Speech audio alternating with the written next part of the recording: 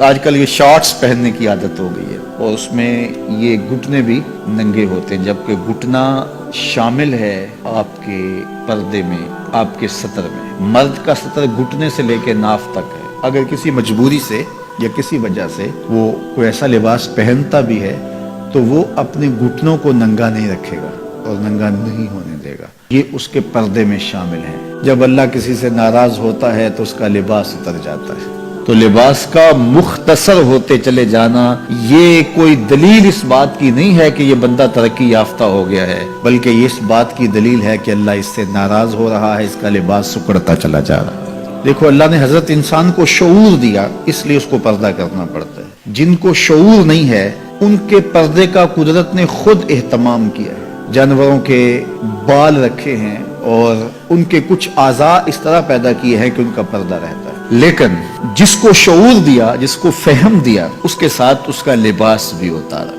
اور شرم اور حیا جب ہوتی ہے تو لباس کا اترنا طبیعت پہ شاک گزرتا ہے۔ اگر اعضاء بدنیہ کا اظہار ہو لباس سے تو پھر لباس کا یہ بنیادی مقصد تھا تو یہ بھی پورا نہیں ہوگا۔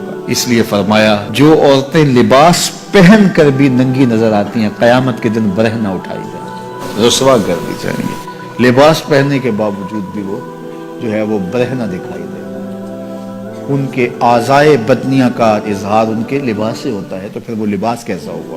تو بنیادی مقصد پردہ تھا، تو اگر وہی حاصل نہ ہوا تو پھر لباس کا مقصد کیا ہوا؟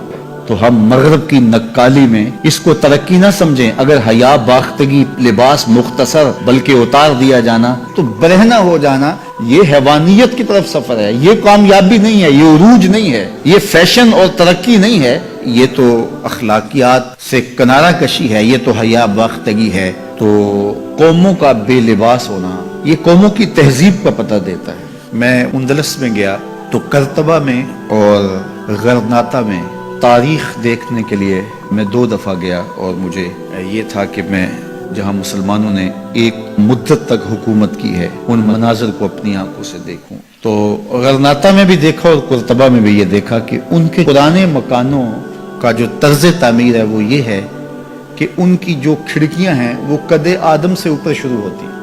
ہمارے ہاں تو وہ آج کل یہ نیا جو طرز تعمیر آیا ہے کچھ عرصے سے کہ 4 فٹ کی گلی ہم اطراف میں چھوڑتے ہیں اور دیوار اوپر کر کے تو کھڑکیاں نیچے تک لے جاتے ہیں تاکہ ہوا کی گزرگاہ آسان ہو۔